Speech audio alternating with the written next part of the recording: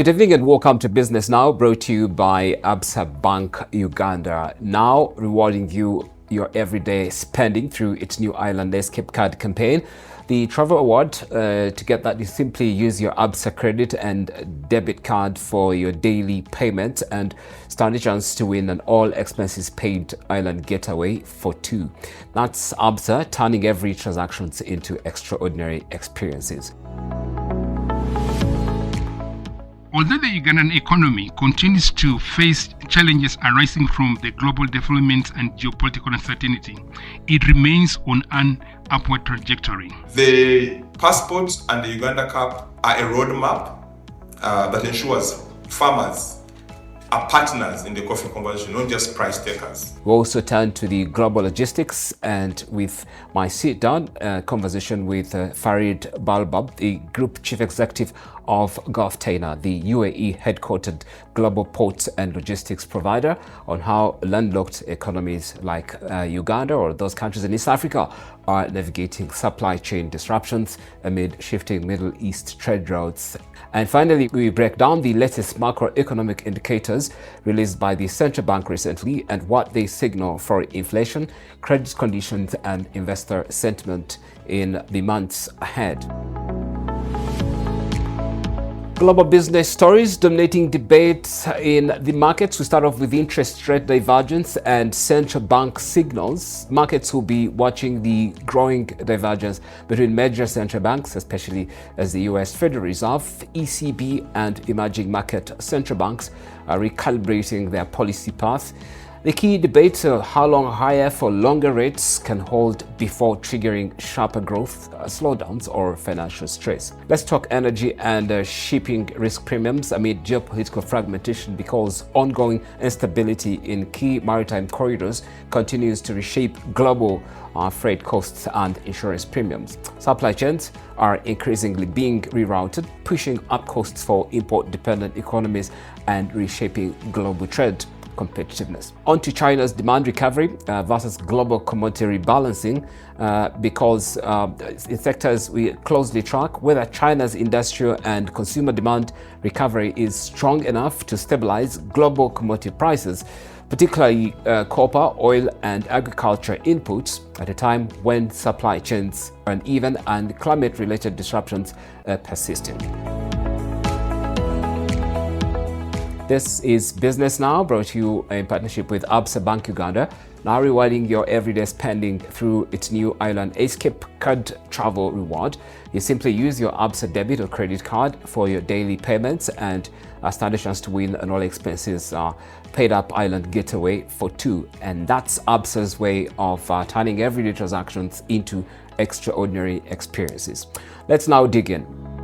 The Bank of Uganda has held interest rates steady as policymakers weigh resilient domestic growth against mounting risks from global energy markets and geopolitical instability. At a press conference last week, the benchmark lending rate was kept unchanged at 9.7%, with officials urging that the inflation remains contained for now, even as higher oil prices and currency pressures threaten to complicate the outlook. Governor Michael Atingego states that the country remains on track for strong growth this year, driven by robust consumer demand, robust industry activity, and a recovering private sector credit. However, officials warned that renewed volatility in global markets could yet test this momentum. Although the Ugandan economy continues to face challenges arising from the global developments and geopolitical uncertainty, it remains on an upward trajectory. Real economic growth strengthened in the first half of 2025-2026, supported by broad-based improvements across the agriculture, industry, and services sectors. During the first two quarters of 2025 and 2026, economic activity expanded at a pace consistent with the current potential growth, averaging 6.7%. On the expenditure side, growth was driven by strong expansion in both consumption and investment. High-frequency indicators of economic activity continue to point to resilience in the private sector activity, signaling sustained economic expansion. Consequently, economic growth is still projected in the range of 6.5 to 7% in the financial year 2025-26. The forecast for GDP growth in financial year 2026-27 remains broadly unchanged from the February 2026 projection round. While the conflict in the Middle East could alter the sectoral composition of growth, higher global oil prices in particular could increase the value of Uganda's oil exports as they place pressure on household consumption and business costs. Over the medium term, economic growth is projected to average around 8%, supported by stronger export growth and increased business investment. Nonetheless, the balance of risk in medium-term growth outlook remains tilted to the downside. Elevated geopolitical tensions continue to pose risks through persistently high energy prices, particularly if the global conflicts endure. If energy prices remain elevated over the forecast horizon due to prolonged or more severe conflict, household disposable incomes and consumption growth could weaken, while businesses may scale back investment spending.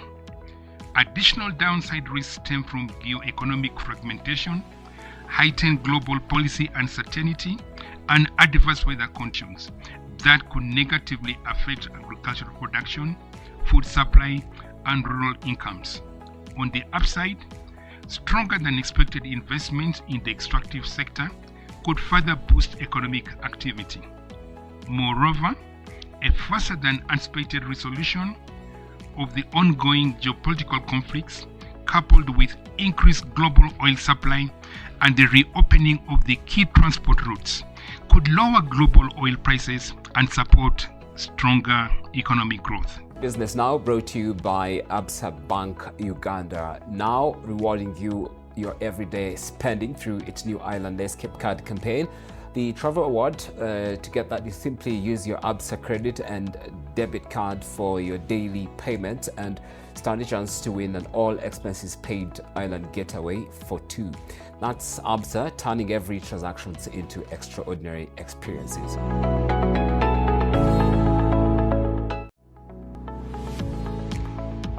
At the recently concluded Uganda Direct Coffee Summit in Kampala, stakeholders gathered to explore pathways to a more profitable and sustainable coffee sector, with some participants experiencing live capping for the first time. Key voices, including Robert Kabushenga of the Ruggiero farm, who highlighted to the farmers and how they can shift from commodity production to high-value specialty coffee. The keynote by Dr. Ian Clark of Clark Farms, focusing on building fair, efficient value chains driven by quality and traceability. Tony Mir of Nonda Coffee also shared his insights, plus the organizers all the way from Germany to give Ugandan coffee farmers and value chain actors a coffee markets experience. From my own personal experience, I farm Robusta in Kakoge. I have 5 acres there. And from that 5 acres, I'm able to put together a ton. And that ton gets to Germany through working together with other smallholder farmers. Not so smallholder, but we basically bulk our coffee, put in a container, then it gets to Germany. Because I'm able to talk to the roaster directly, I'm able to sell a kilo of coffee from €6 to €8. And when I found that out, and I realized there were so many farmers who can also make a ton, or come together to pool their resources, for me it made sense to have this platform and reaching out direct to see how we can bring those two things together. So we have a national target of 6 billion today. I think we won't get there by selling basic coffee. This is clear. We get there through direct trade and value addition. I know in Uganda now there's a very big conversation about value addition, which is great. What I've been hearing so much is the direct trade component. And if you think about it, there's a lot of value we're leaving on the table if we don't explore that option. Given the structure of our industry, it's not possible for everyone, but some of you in this room are in a good position to actually take advantage of that direct trade opportunity. One is the coffee passport. and the other is called the Uganda Cup. Now you made me thinking, why Uganda? We have Uganda Direct. The thing which makes our coffee very unique is Uganda. So we thought we'd just stick with the Uganda theme. The passport and the Uganda Cup are a roadmap that ensures farmers are partners in the coffee conversation, not just price takers. What is quality to producers or to farmers like yourselves? For you, it could be because maybe the plant is healthy, that is quality. But if we don't align the way we communicate and the language, then there is no way we are going to trade effectively. If I come to you and I say, I want a floral coffee, what are you going to do to deliver a floral coffee? So for me, my why is language harmonization, and that's why we're here. Be able to understand that if you pair that quality with the right partner, the value of that coffee can skyrocket. Yeah, because more often we test coffees and then we score them highly, but then when they reach the destination, they are scored low. Why is that? It's because sometimes we don't actually pair the product we are selling to the right people. It's not that the coffee is bad or the quality is bad. It's the pairing. It's the language that we are having between the buyer and the farmer is not the same. They understand quality in a different way. We understand quality in a different way. So the idea for Uganda Direct is to have everyone in the room such that we can align. We can be able to speak the same language. And one of the worst pests we have is twig borer. Twig borer is a flying beetle. And you get twig borer because farms around you are not controlling their twig borer, so it flies onto your farm. But if you don't control the twig borer, it will eat your whole tree. You don't need pesticides to do it.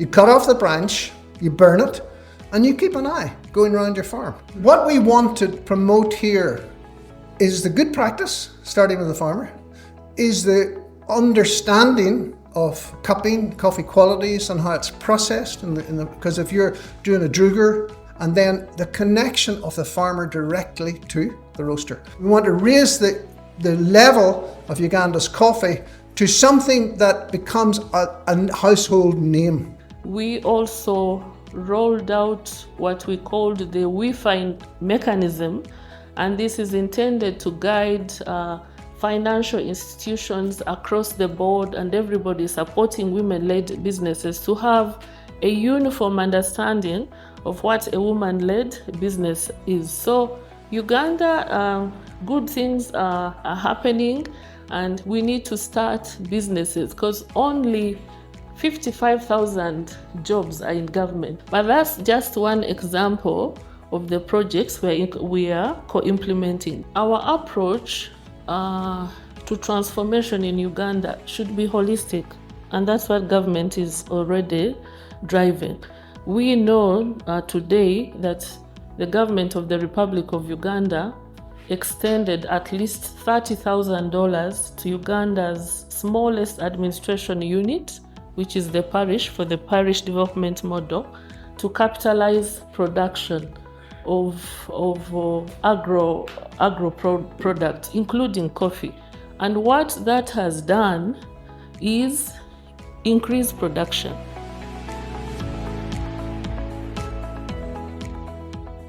With conflict in the Middle East and disruptions along the Red Sea corridor sharing global shipping routes, attention is shifting to alternative logistics hubs linking Asia and the Gulf and East Africa.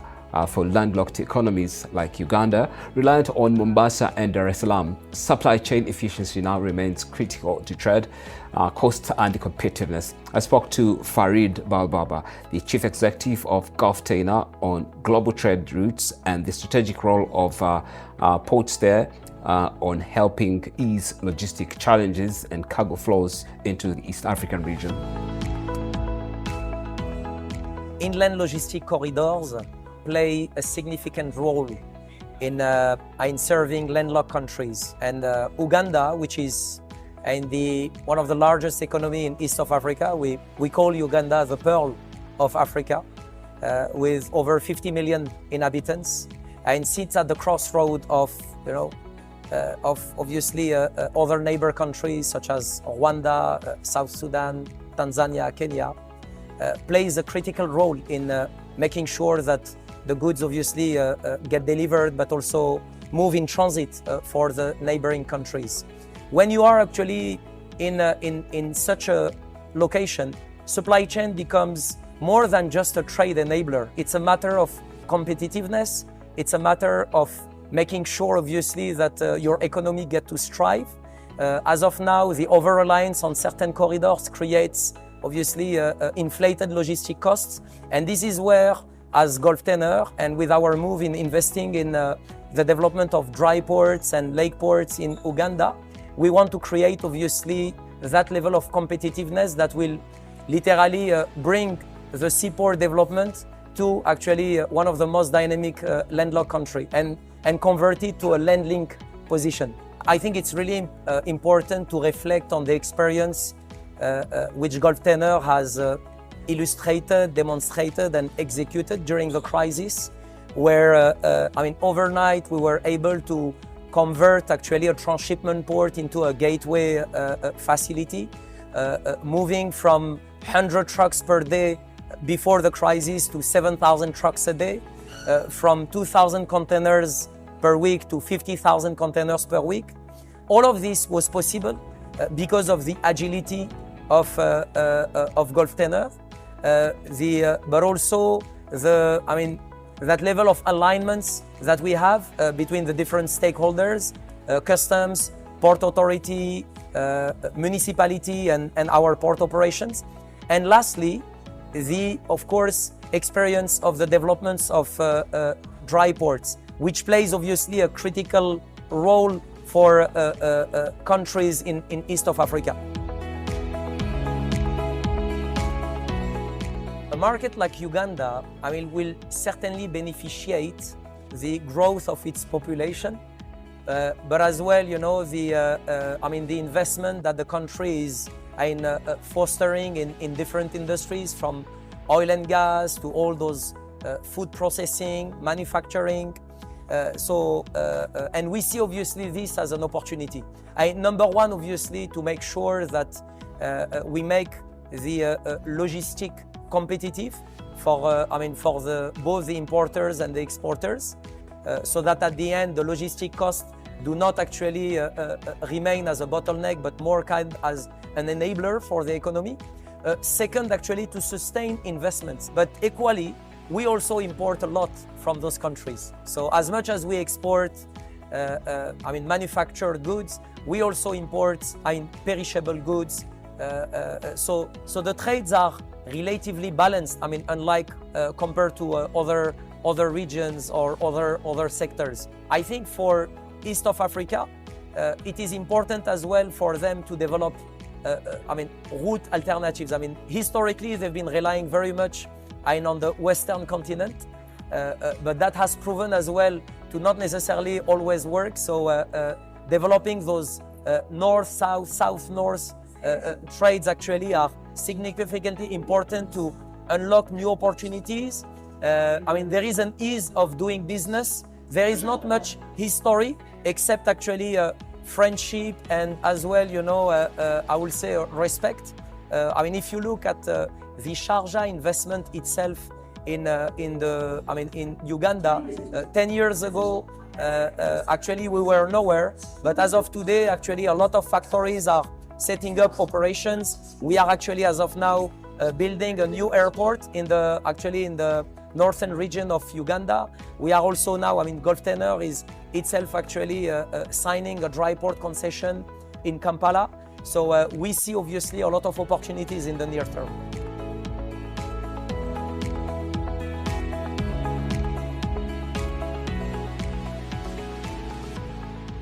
Uganda's headline inflation rose to 3% in April from 2.8% the previous month, with energy, fuel and utilities inflation accelerating sharply to 6.1%.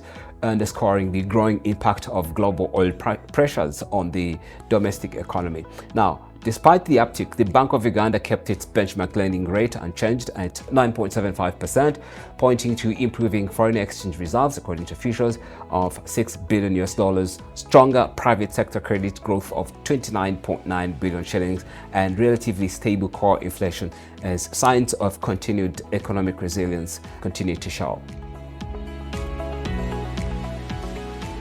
That's all we had for you on Business Now tonight. Thanks to our contributors from the Central Bank briefing of the 9.75% policy rate to the Kampala Direct Coffee Summit and our conversations with Farid Belbab, the Group Chief Executive of Gulftainer, on global logistics and supply chains. We also unpacked the latest macroeconomic indicators shaping growth, inflation and markets. Business Now is in partnership with Absa Bank Uganda, rewarding everyday spending for you through the Island Escape Card Travel Reward for your use. So if you can just use your Absa debit and credit card for payments, you can stand a chance to win an all expenses paid getaway for two. For more updates, follow me on X on @MalcolmSime and join us next time as we track the stories shaping markets, money and trade. Have a good night. Next up is NTV Tonight.